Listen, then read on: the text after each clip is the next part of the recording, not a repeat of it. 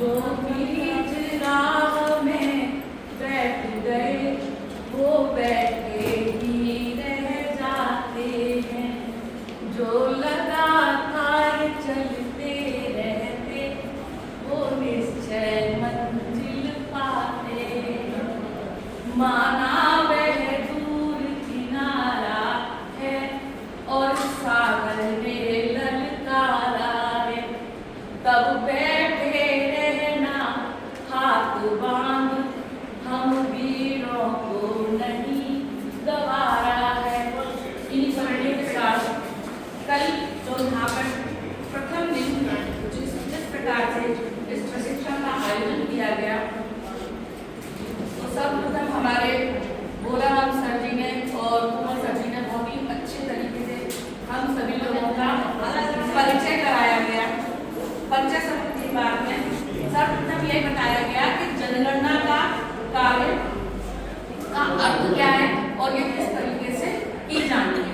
तो जनगणना का अर्थ बताया गया, ये भी बताया गया कि पहली जनगणना जो हुई थी सन 1981 में हुई थी और इस साल जो हम जनगणना करने जा रहे हैं वो 16वीं जनगणना करने जा रहे हैं और जो स्वतंत्रता के बाद में हम 8वीं जनगणना करने जा रहे हैं।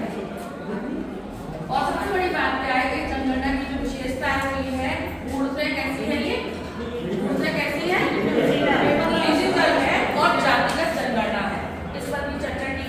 उसके बाद हमारे एमपी के माध्यम से बताया गया चलो ऐप का किस प्रकार से हमें प्रयोग करना है। एक बात ये भी बताई गई कि हमारे संविधान में जनगणना शब्द का प्रयोग कितनी बार हुआ है, 32 बार किया गया है। उसके बाद हाउस लिस्टिंग ब्लॉक, इसके बारे में चर्चा हुई। स्वगणना के बारे में बताया गया और ये बताया गया कि 22 मई से 20 जून तक हमको इस कार्य को पूर्ण रूप से निष्पादित करना है। उसके बाद ये बताया गया 1948 अधिनियम द्वारा धारा 9 के अनुसार कि आपको किसी के भी परिसर में प्रवेश का अधिकार है, उससे आप जनगणना संबंधित प्रश्न कर सकते हैं। दूसरी बात ये भी बताई गई धारा 8 की उपधारा कि आप किसी भी महिला को ये बाध्य नहीं कर सकते कि वो अपने पति का नाम ले, वो स्वेच्छा से ले कुछ नहीं ले तो हम किसी और माध्यम से उससे जानकारी ले सकते हैं। उसके बाद ये प्रश्न भी आता है कि जनगणना से आखिर लाभ क्या होते हैं। तो जनगणना जब भी होती है 10 साल बाद होती है, ये बताया गया। उसके बाद ये भी बताया गया क्यों नहीं हो पाई और 2027 में हम कर रहे हैं, तो इसके द्वारा हम देश की आगामी योजनाओं को बनाते हैं और साथ ही संसद में सीटों का निर्धारण होता है। फिर दूसरे सत्र में बताया गया मकान सूचीकरण ब्लॉक जो हम लोगों को आवंटित किए जाएंगे, जिसको बोलेंगे HLB, जिसमें मकान जो होंगे वो 150 अधिकतम 150 और जनसंख्या जो होगी वो 800 के आसपास होगी।